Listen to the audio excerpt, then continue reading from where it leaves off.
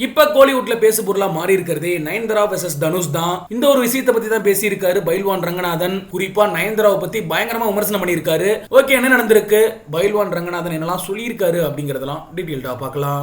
நடிகை நயன்தாரா தான் கடந்த சில தினங்களாவே கோலிவுட்ல தலைப்புச் செய்தியா இருந்துகிட்டு இருக்காங்க.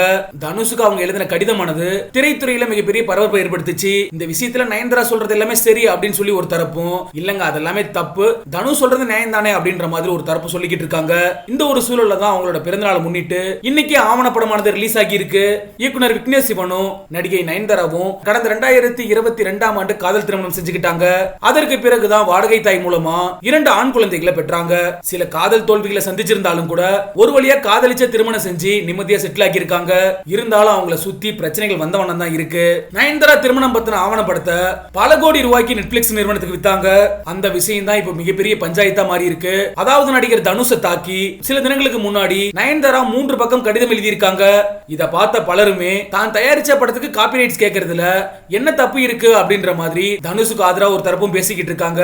3 நொடி கிளிப்புக்கு 10 கோடி ரூபாய் நஷ்டஈடு கேட்கறதுல ரொம்பவே ஓவர் அப்படின்ற மாதிரி தனுஷுக்கு எதிராகவும் ஒரு தரப்பினர் கிளம்பி இருக்காங்க.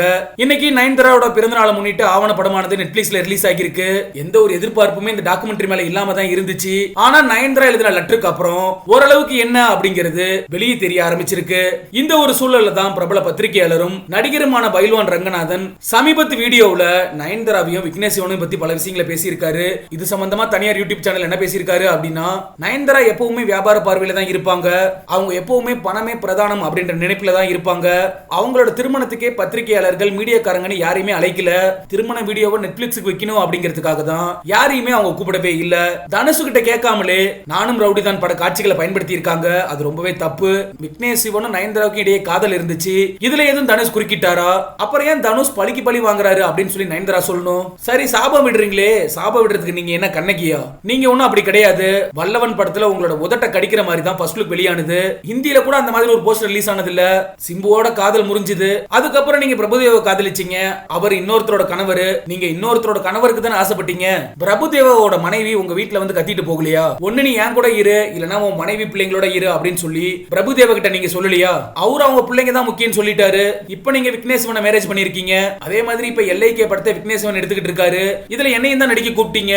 20 நாட்கள் நான் கால் ஷீட் கொடுத்தேன். ஆனா ஒரு நாள் மட்டும் தான் என்ன வச்சு ஷூட் செஞ்சீங்க. அதுக்கப்புறம் என்ன கூப்பிடவே இல்ல. நான் தினசரி கூலி வாங்குறவன். இப்படி என்ன ஏமாத்திட்டீங்க. நான் எங்க போய் சொல்லணும்? அது மட்டும் இல்லாம நயன்தாராவுக்கு குழந்தையே பிறக்காதுன்னு அடிச்சு சொன்னேன். உடனே நயன்தாராவும் விக்னேஷ் சிவனும் என்ன தொடர்பு கொண்டாங்க. அந்த வீடியோ டெலீட் பண்ண சொன்னாங்க. என்னால அது முடியாதுன்னு சொன்னேன். அது வேற சேனல்ல பேசி இருக்கேன். அதுக்கான உரிமை என்கிட்ட கிடையாது. வேணும்னா உங்களோட தரப்பு நியாயத்தை சொல்லுங்க அப்படின்னு சொல்லி அதுக்கப்புறம் அவங்க கிட்ட நான் பேசவே இல்லை அப்படின்னு சொல்லி பைல்வான் ரங்கநாதன் நயன்தாராவை பயங்கரமா விமர்சனம் பண்ணியிருக்காரு.